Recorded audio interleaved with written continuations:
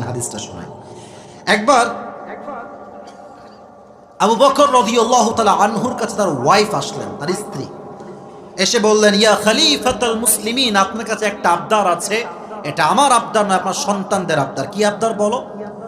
তৎকালীন সময় আরব বিশ্বে সবচাইতে দামি খাবারের নাম ছিল সারিদ, একদম দামি খাবার।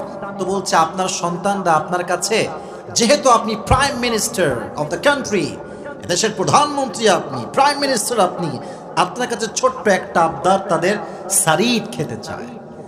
আবু বকর প্রধানমন্ত্রী, কোটি টাকা তার রাষ্ট্রীয় কোষাগারে আছে, বলছে আমি ক্ষমা চাই, মাফ চাই, আমি যে সারিদ খাওয়াবো আমার সন্তানদেরকে, এই টাকা এই সম্পত্তি আমার কাছে চুল পরিমাণও নাই। সুবহানাল্লাহ পড়বেন না আপনারা সবাই?